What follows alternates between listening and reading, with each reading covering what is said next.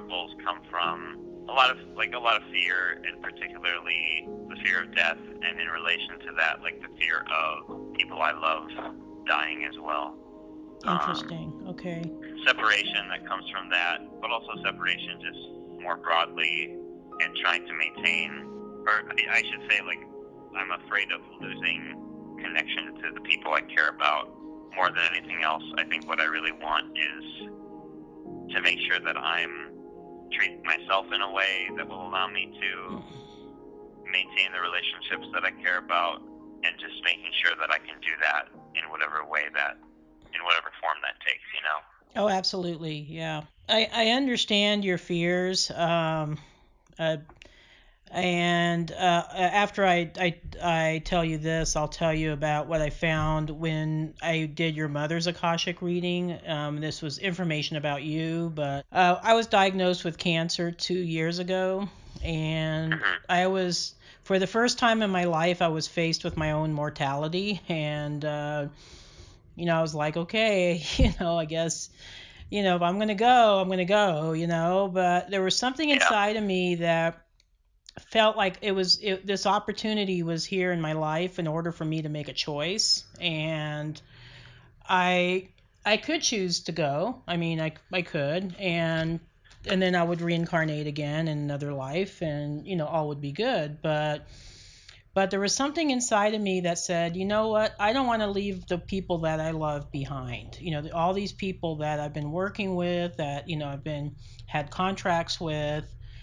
So I made the choice to stay, and I fought really hard to stay. I mean, I in 10 months I was able to get my cancer in remission through using natural methods, so I didn't go the chemo or radiation route. But the reason why I'm telling you this is because I do believe on a higher soul level, whether or not and there are accidents that happen, and I see that also in the records, but on a higher level, we can choose to either stay on this, in this incarnation, or to leave, okay?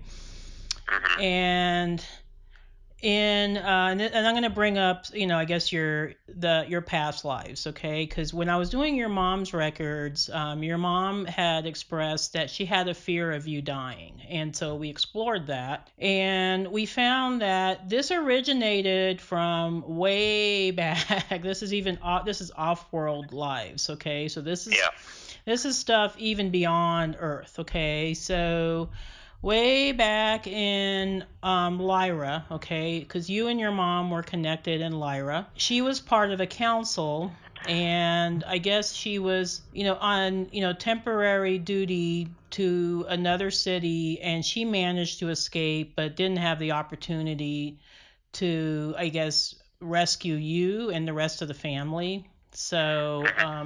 So you perished in that life, okay? And that was a great loss to your mother, okay? It was a loss that I think she felt for, hundreds of thousands of years, if not millions of years, okay? So then you two got reconnected again in the Pleiades, okay? And there was kind of an inherent anger in you.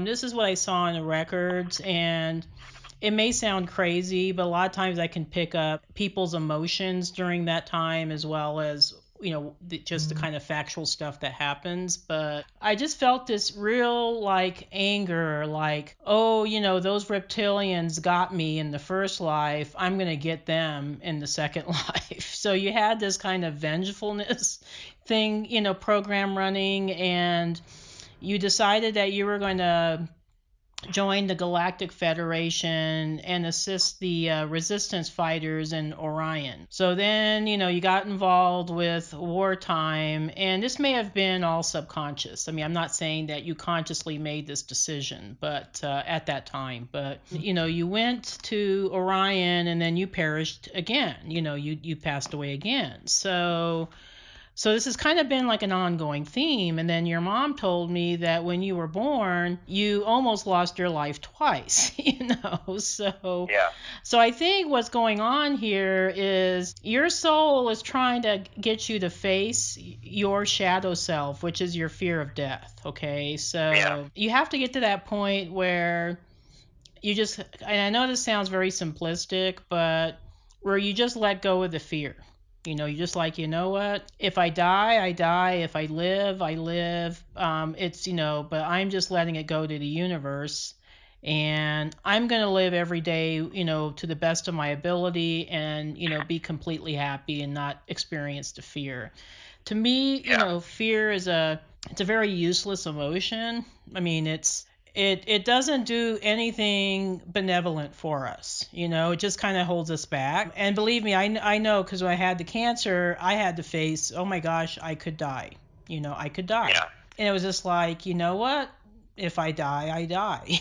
But I don't think I will. I just had that feeling. A lot of times when we incarnate into third dimensional reality, and you're probably aware of this because you sound like you're pretty awakened. We go through a process called the veil of forgetfulness, where we forget our connection with Source, pretty much. And then we come here to Earth and we get heavily programmed by, our society, the matrix construct that we're all currently in right now, that, tell us that, oh, you're nothing, oh, you're just a puny human, you're insignificant. Your purpose is just to work and make money and pay your taxes and pay your bills, and so we get heavily programmed with this, this is all purposeful. It's to keep us from truly connecting with our divine selves, which is our higher self and source.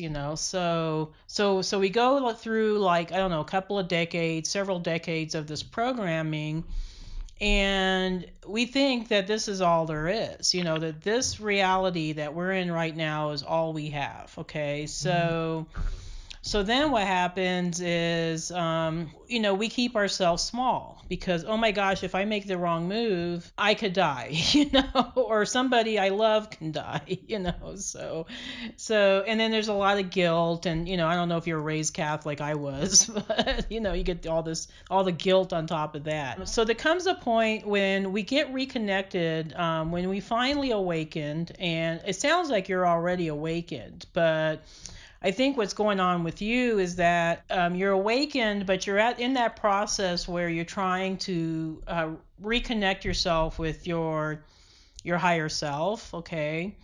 Because once that happens, the fear just falls away. There is no fear after that. It's just like, Sure. I'm a divine, child of the universe. Even if I die here in this reality, or somebody dies, I know I'll see them again, or I know I'll keep living on, So could I kind of jump in on that? Oh yeah, absolutely, yeah. Something that I've sort of been struggling with, and which really kind of just, even as I'm thinking about it now, I feel it like almost like a cloud gathering in my heart and my chest and my stomach.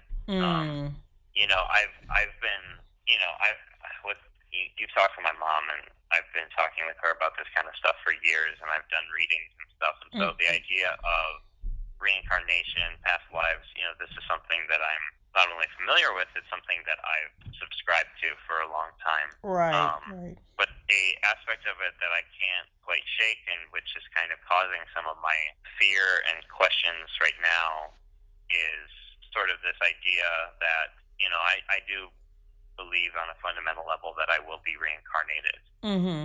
But the part that I kind of struggle with is I have a hard time, and frankly I don't want to right now, imagine a life in which, I don't necessarily have awareness and recognition of this life, or I don't have the memory of, the people that I love and care about, my parents, my fiance, my friends, So I guess that's kind of the part that I'm struggling with right now. Okay. Let me see if I can speak to that. It falls back to that veil of forgetfulness thing. We come here and we forget. We forget our soul connections. We forget who we are. So that's why, I do the work I do, because, I'm trying, my in my own small, little, insignificant way, I guess, to help people reconnect to their soul memories. Reconnect to their remembrance of who they are as divine souls. Okay, so believe me, I know exactly what you're talking about, because we come here and we're like, am I going to ever see these people again? Will I even remember my connections with them? Will I remember anything? Yeah. And it's a frightening thought. I think when I was younger, I used to have that feeling a lot, like I was afraid of losing myself. Like it was a really, really deep fear of mine, that I would just somehow get disconnected from who I truly am. And I didn't even really understand the metaphysical aspects of that. It was just kind of this fear that I had. And when we reestablish ourselves as self-sovereign beings, regardless of whether we remember or not, we're always going to be connected with Source. Okay, so and because basically what we're doing in this lifetime is we're kind of working our way back to source.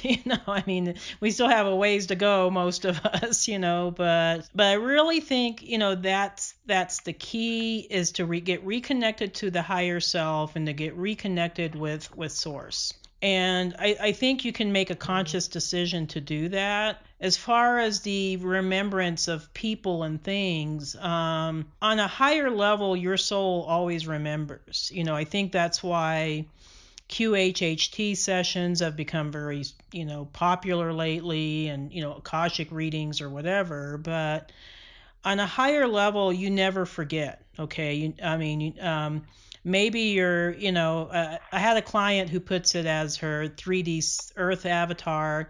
Your 3D Earth avatar may forget, but your higher self never forgets. So maybe, you right now in your avatar, your Earth avatar, you don't remember, okay, or you're trying to remember, but your higher self never forgets, okay?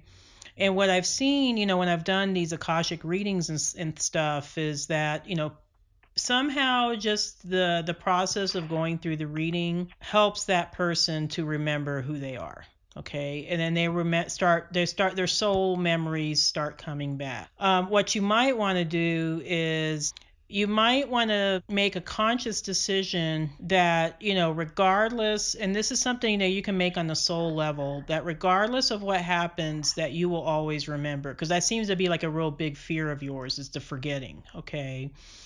Yeah. And as a matter of fact, when I do the self-sovereignty invocation during a clearing, that's one thing that we address, is the forgetting. We actually thank our soul for that, for that experience, because it was an experience. That's all it is. It's just an experience. It's not the reality. Okay. Yeah. Yeah. I don't know if you know much about my story. I was an average, everyday, unawakened person until one day, whoop, I was brought up on board a starship.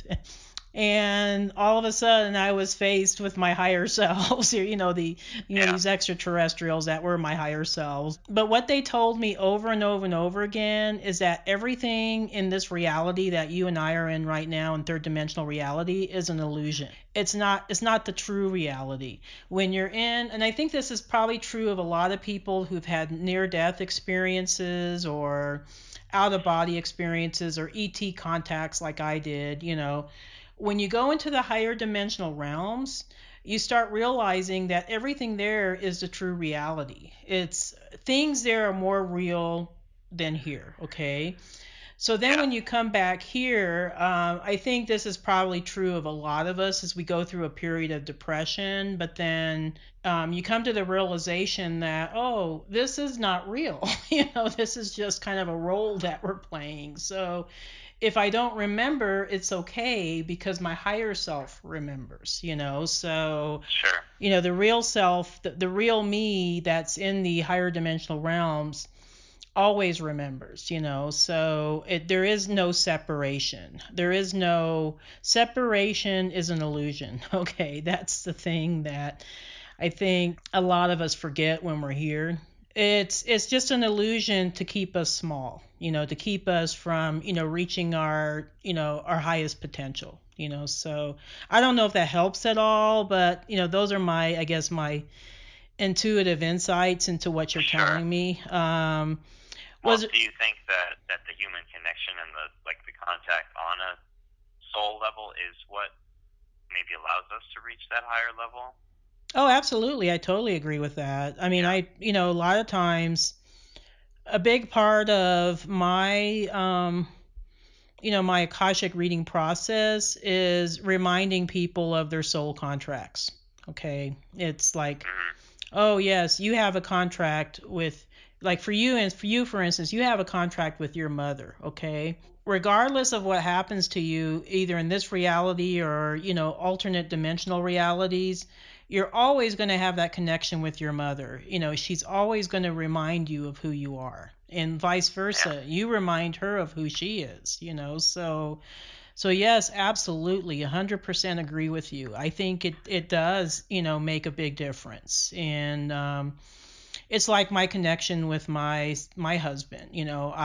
It's kind of funny because he was the one, when we met, that was always, into the UFO phenomena and the paranormal and all that. But I had totally forgotten. So somehow, maybe on a higher soul level, he was placed in my life, or I had an agreement with him that he would help me to kind of remember enough to where I can make that connection myself. Okay, so Mm-hmm. so even, let's say, if you pass away and you reincarnate in some other place, there's going to be, I think, circumstances in place that's going to help you remember those long-standing soul contracts. Okay, I've done enough Akashic readings to see these patterns occur over and over and over again. The pattern that I'd like to break with you, though, is this feeling that you need to face death in order to get over your fear of death. You know what I'm saying? Because Yeah. I don't think it's really working that well for you anymore, But I mean, in this lifetime, it was kind of like you kind of set yourself up where you almost died, but then it was like, oh, okay, I didn't die. I survived it. So it was kind of like your soul saying, see, you don't need to be fearful of this, Yeah. but then, you're still carrying this fear, So what I'm trying to prevent is for your higher self to create another scenario where you're going to have to face that fear again. Like either you come down with cancer or, or something crazy like that. It's just an example. Yeah. But so I'm glad that, you and I are working on this right now so that you can, resolve this fear. Here's something that I don't know, just popped in my head, but you're kind of helping me too, okay, because you're helping remind me of some things, because I have this fear of heights. I can't stand heights, and I don't know where it came from, because I know that in my past lives, I used to fly. I remember that, Mm-hmm. but for some reason in this life, I'm really afraid of heights. So I was telling, my husband, I said, I want to zip line the next time we go to Central America, because I need to get over this fear of heights. It's stupid, it's just a stupid thing. And I'm Mm-hmm. not telling you to do something crazy, like that, but I think sometimes, I'm not telling you to do some life, life threatening thing, but I think sometimes when we just face up to our fear, it's just kind of like, oh, it's not that scary anymore. And a lot of times you Yeah. can face up to your fear just by having the remembrance of what happened to you in past lives, like, oh, I've gone through this before, or oh yes, this explains why I'm so afraid of death, because I've gone through this experience before, and I'm still here. I'm still, my soul's still going on, and I've reconnected with, the people that were important to me, which was my mom and my dad and my fiance, and other people, and so there was really no great big loss, really. Okay, so yeah, that's the other illusion, is the illusion of loss.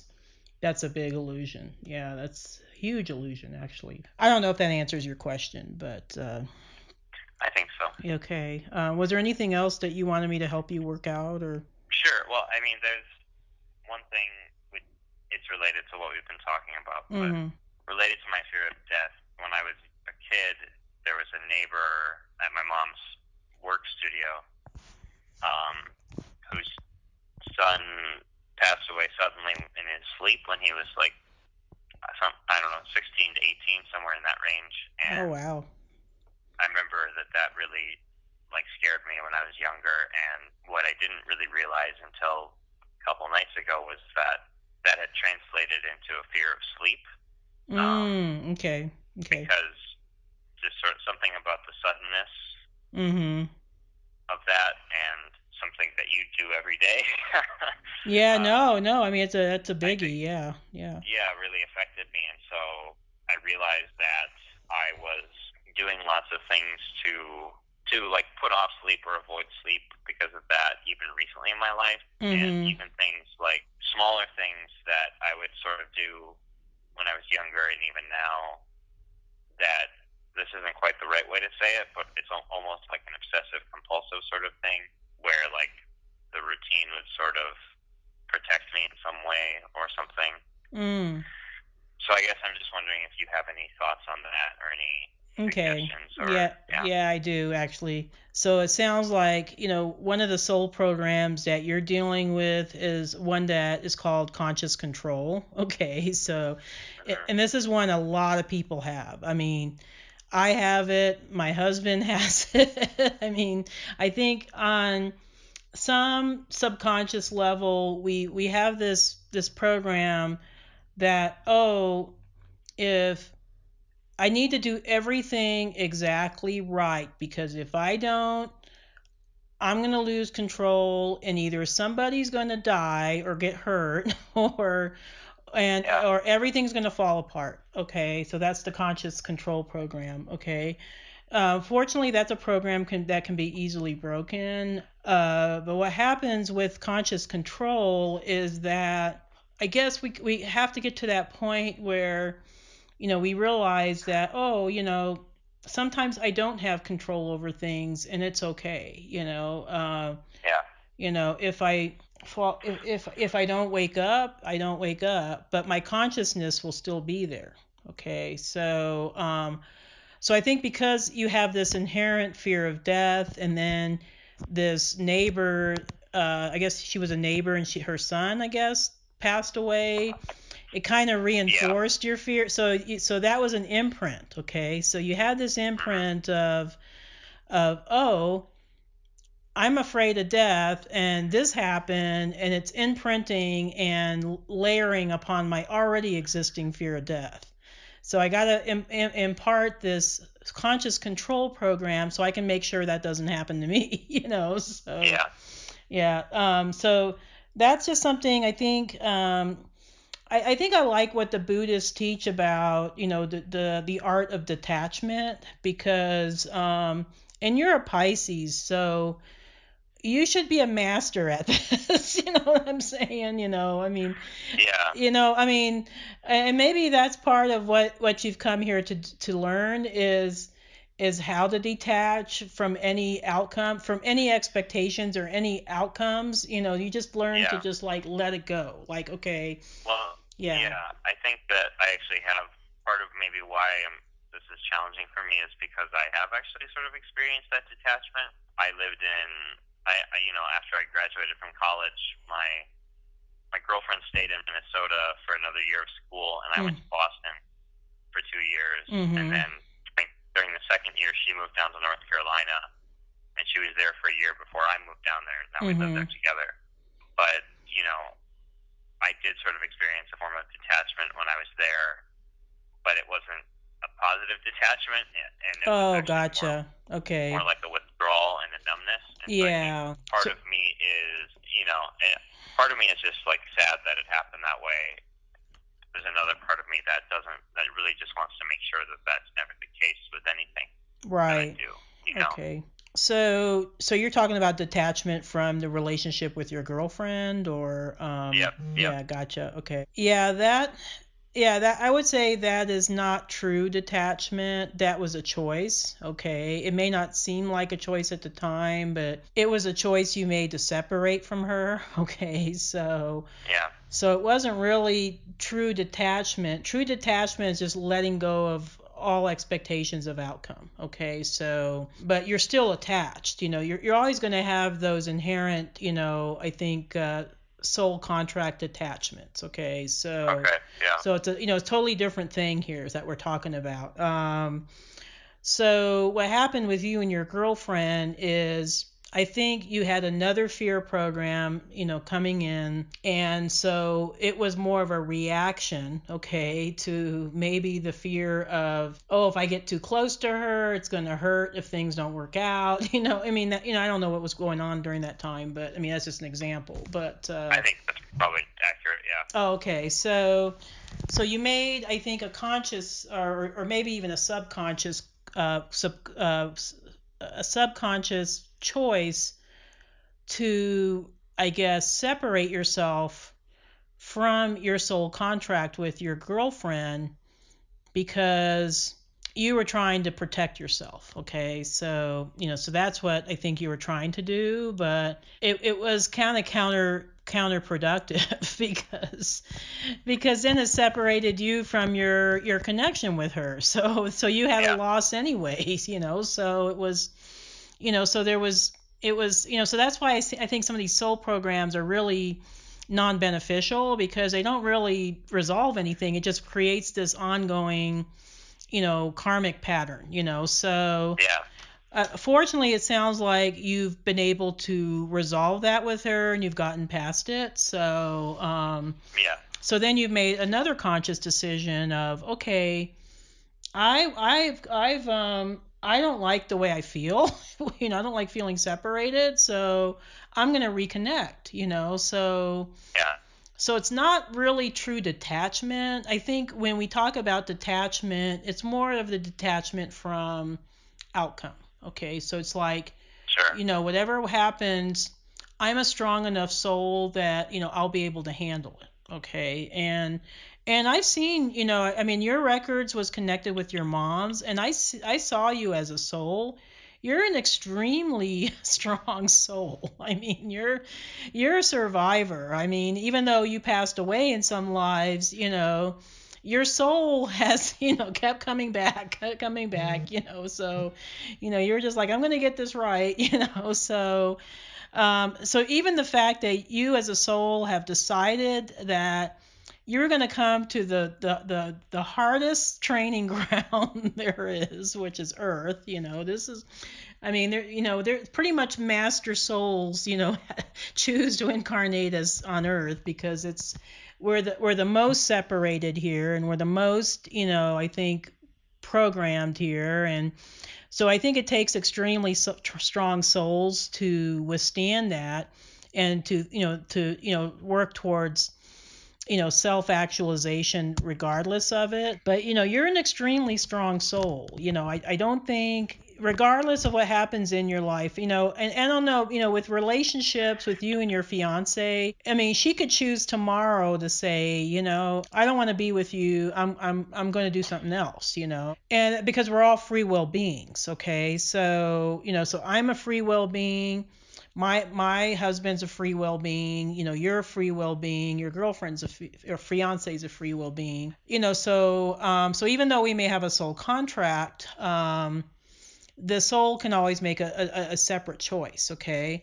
I'm not saying that she's going to make that decision. I don't think she will, because she'd be a fool to do that. Because, I mean, you seem like, quite the catch. But Thank you. That was very kind. Yeah, no, I think so. I mean, just from connecting with your energy, you're a soul that I think you're very masculine, but you have very well integrated, feminine qualities or divine feminine qualities, and that's rare in men. Okay, my husband has that, and so do a few other men that I know, but so you're what I would call a very well integrated soul. So any woman that would, be in a relationship with you is a very, very lucky woman indeed. So I mean that, purely on a soul, on a soul aspect, but I'm sure, even in your avatar, your earth avatar aspect, that you have a lot to offer, so but I'm just saying that, things can change at a drop of a hat, and it's kind of up to us to kind of like, okay, that could happen, but I'll be okay regardless. Okay, I've been with Terry now for 17 years. Okay, and that's my husband, and there was a lot of times when I thought, he could leave me tomorrow. And I was like, you know what? If that happened, it would hurt. I would be really sad, but I would still survive. I would thrive. I would be okay.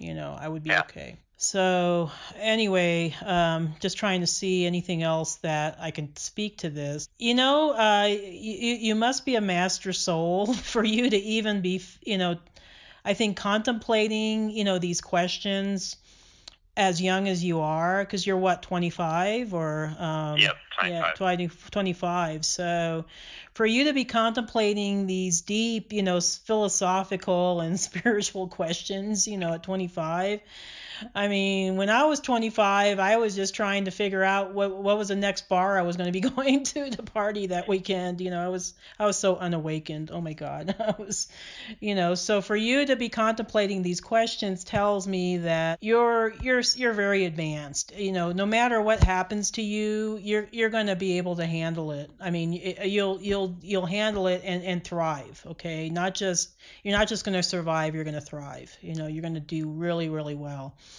Yeah. Yeah. So the process of forgetting and the separation and descension. So, so that's what we're trying to like get ourselves out of right now. Yeah. So then, so we go through this descension and separation and forgetting, and it creates that, and then it creates that sense of separation, but then we get reconnected. The other thing the self sovereignty invocation does too, and this is something that I think people need to be aware of, is you release your old soul guides, okay, or your old spirit guides, and you take on new ones. A lot of times as we move ourselves to a higher level of consciousness, our old spirit guides, they can only help us up to a certain point. So they may have been, good spirit guides while we were still dealing in third dimensional reality. But then once we get up to maybe fourth dimensional or fifth, Yeah. those guides can't help us anymore. So what the self sovereignty invocation does too is it invites new guides to come in to assist you. Okay, and it Okay. should happen like really like instantaneous. But I've had a couple of clients tell me that, oh, I felt really lost for 2 days. I just felt like I was so disconnected. And I said, yeah, that's normal because you're processing out a lot of old attachments that are no longer serving you. Yeah. And it takes maybe a little time for the guides, to come, but once you get your, new guides, which are basically your higher self, your Yeah. guides are your higher self, so once you get your new guides, in place, you should be rocking and rolling, so Cool. yeah. So anyway, any other questions I can help you with? The only other, well, I guess. I mean, I can't help but ask about my fiance. Oh, absolutely. Yeah, we're looking at her. Okay. Yeah, I love looking at soul connections. So I'm going to ask permission from her guides since she's not a family member, but okay. I'm seeing that she's actually she's part of your core soul family. Okay, so you've had lots of incarnations with her before. So Okay. a lot of times when I see like people that their birth dates are like there's like maybe a week apart or a month apart, there's usually some sort of soul connection there. It's like you two have chosen to incarnate like right at around the same time. So Yeah. it's like you've made this contract, like, oh yes, we're going to be together. So I just quickly checked in with her guides, and they allowed me to look at her records, okay? And she actually originated from Lyra, like you did, okay? So both of you are kind of Lyra Pleiadian souls, okay? So she was there in that original life with you and your mom and your dad, and I mean it was like all of you were like, it's like you're all kind of in this, the stage, changes, but the play remains the same, but Yeah. and I'm seeing that she too, I think, passed away, during that lifetime, because it was, I always say, massive war, and I'm just seeing a lot of bombing, and that your village, your little community got taken out. So it wasn't like there were actual beings that came and like stabbed you or shot you with laser guns, or it was just there was all this bombing. Okay, so when you two, passed away, you passed away instantly. Okay, so it wasn't as dramatic as being like cornered by a bunch of ugly reptilians. So it wasn't any of that. But what I saw was that I think during that moment you realize what happened, and it was just like this sense of, oh my gosh, I don't know if I'll see her again. So I think that's where some of your fears coming in. Okay, so you had this I think inner knowing of, oh yes, we're dying, and I don't know if I'll see her again. Fortunately, because you two had this soul contract, you did see each other again, and you saw each other in the Pleiades. Okay, unfortunately, during your second death, when you died in the Orion Wars, okay, she lived on, okay, so she had to deal with the loss of you, okay, so like your mother did, okay, so I think part of her contract in this lifetime, anyway, and there's been other incarnations too, and I'm sure there were some on Earth, and I'll see if any of those pop up. But her lesson is also, I think, to face that fear of loss. Okay. Yeah. So you and she are dealing with the same lesson, but this time around, she's not going to lose you. I mean, I just don't see that probability. I mean, I looked in the records when I was talking to your mom the other day, and I was just like, I don't see him dying. I don't see, I mean, yeah, he's had some, near death circumstances, but I don't see, Cole dying, so, but I think, a lot of times with soul contracts, what happens is if something's kind of left open ended, like it did in the Pleiades, because all of a sudden she was dealing with this great loss, she now has another opportunity to resolve that great loss. Okay, so now she's going to be able to live out the rest of her life with you and be very, very happy, and be able to finally, put that soul program to rest. Okay, so the loss will be resolved. So it's kind of like a closure of some sort. Yeah. So it's kind of like the loop gets closed, and you two live the happy life that you were supposed to live in the Pleiades. And I do see very high probability that that's going to happen. Okay, so it's just going to be, Yeah. an extremely high probability of that. Is Kirsten also going to Duke, or? Yep, we're both graduate students there. Yep. Oh, okay, gotcha. Okay. So what is it that you two are planning to do together after you graduate? You're just going to get married, obviously, and Yeah, and then hopefully find jobs somewhere where we both can work. yeah, gotcha. Okay. What's your line of study, if you don't mind me asking? I study musicology. Oh yeah, your And mom told me that. That's right. mhm. You're the one that, okay, this is going to sound crazy because a lot of this stuff sounds crazy, but it really isn't. But you're the one that's going to change the frequency of music. Okay, so that's your big mission. Okay, and but you're not going to do it in the overt way that Michael Jackson tried to do and some of these other so Yeah. you're not going the Hollywood route. You're going more the academia route. Okay, so and is Kirsten also in musicology too, or not? She's a musician, but for her degree, she studies environmental toxicology. Oh, interesting. Okay, wow. Okay.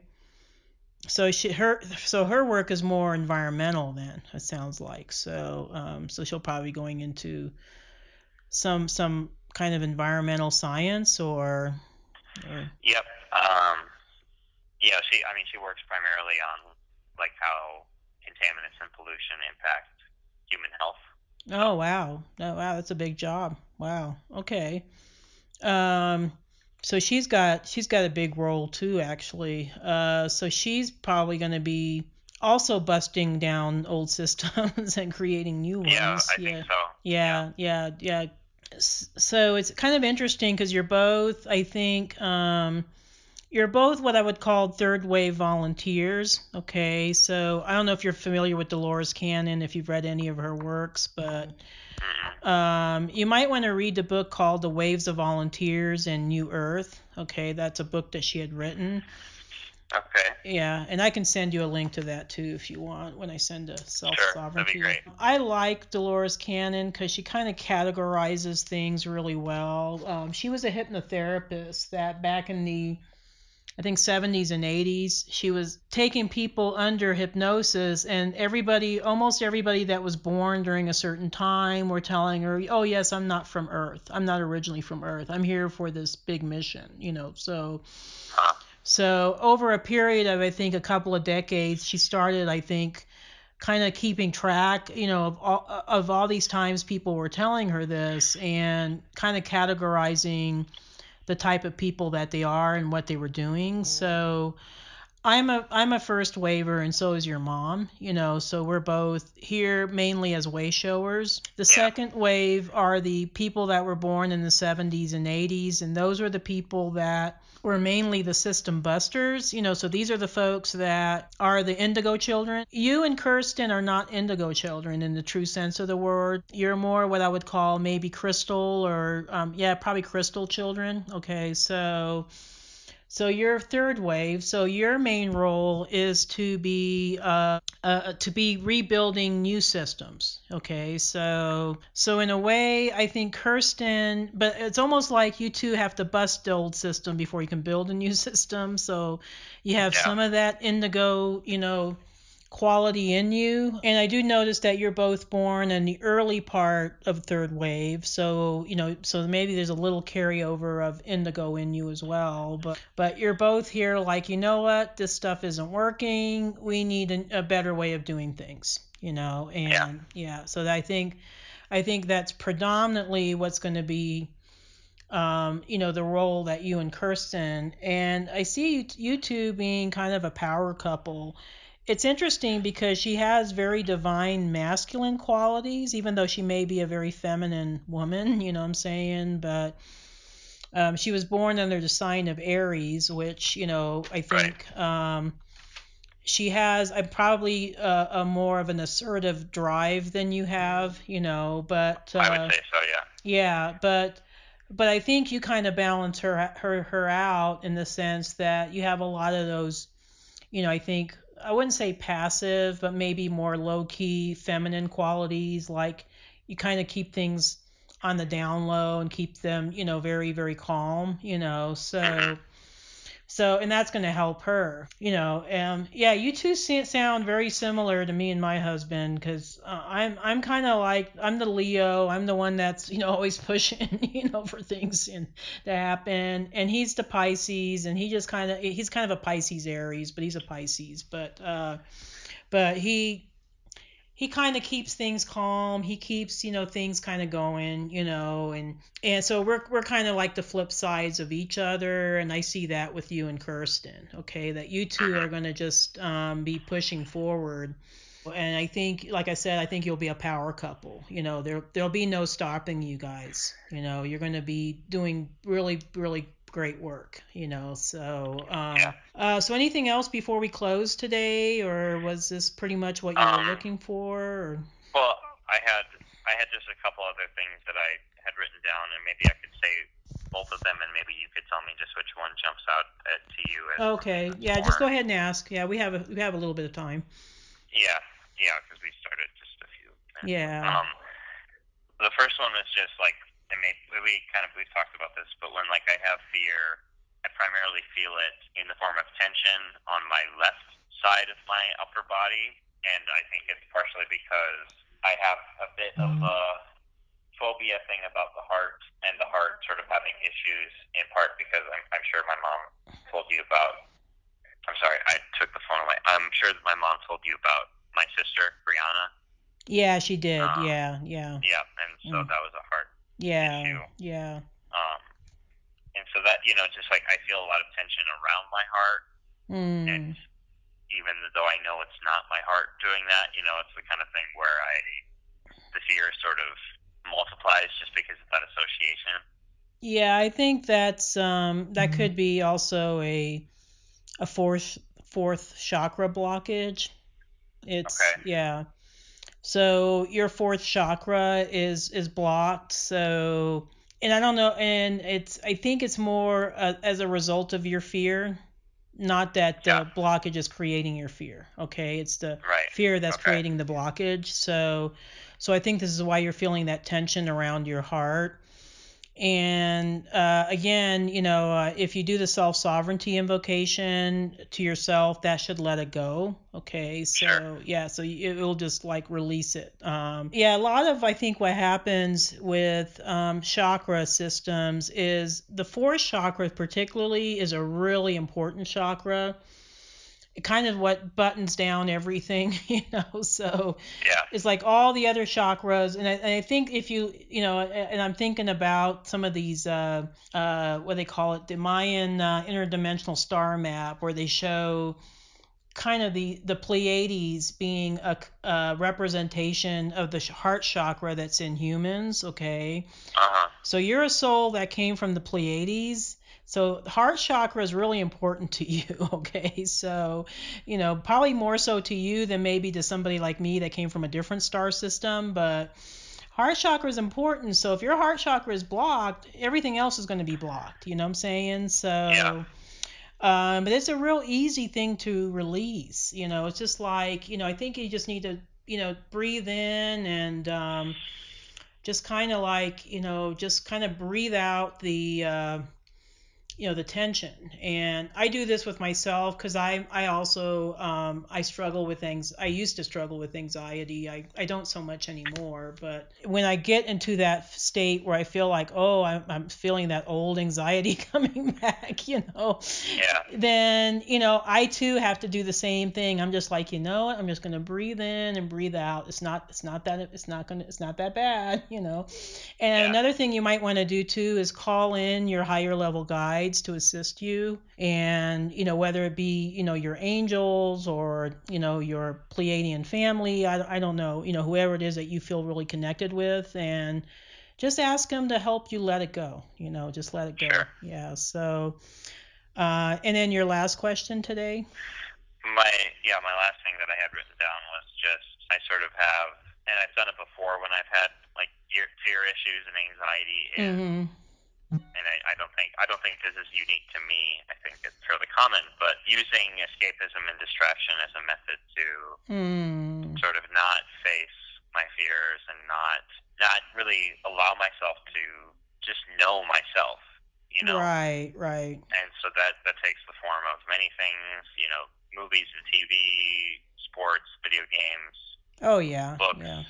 um, the internet, food, you know. Yeah, yeah, So I all think, the above. Yeah, I hear you. yeah, and so it's just the kind of, I just want to make sure that I am being more aware, not only of my own concerns and things that I deal with, but just of life in general. But we've sort of talked about that in a few different ways already. So. Yeah, maybe so, and I think because we're human, we're always going to struggle with distractions. I mean, that's just how it is. It's how it is here. It's my husband loves to watch sports. I mean, he can watch them all day. And he's aware of it. I mean, but I think sometimes those aren't such bad things. You know what I'm saying? So if playing a video game brings you joy in that moment, then maybe that's not such a bad thing, even though technically you may consider it to be a distraction. As long as you're not hurting somebody else or infringing on someone else's free will, then I mean, now if you're let's see, being a pedophiliac, for instance, and you're abusing little children, that's not okay. You know what I'm saying? That's not okay. But well, I like what you just said about if it brings joy in the moment, then it's worth it. But I think where the line is when is it bringing you joy in the moment, and when are you using it to like pass the moments by? Yeah, and I guess that's a fine line, and I think on a higher soul level, or even on a conscious level, you'll know when that is. Right. Because maybe one glass of wine every once in a while, it's nice. And I think it's like everything in moderation kind of thing. Yeah. You can enjoy that glass of wine, but if you're drinking like a whole bottle of wine every night, then there's a problem there. And because you're not only hurting yourself, you're hurting people around you. So. Now, if you decide like, okay, I'm playing a video game every now and then, it's okay. But if you're playing video games to the point where you're, I think it's impeding on your relationship with your fiance, or it's, you're not accepting responsibility, then yes, it gets to that point where, okay, yeah, this is not working. This is not. Right. So it's just that fine line of, okay, playing a video game's okay, but playing too much of it all the time, every single day, every moment is not good. So yeah. Well, I think we are at the end of our time. It was such a great honor and joy to connect with you today, Cole. I can tell that you're a very advanced soul. I hope this was helpful for you, and many blessings to your mother and to Kirsten. Thank you very much.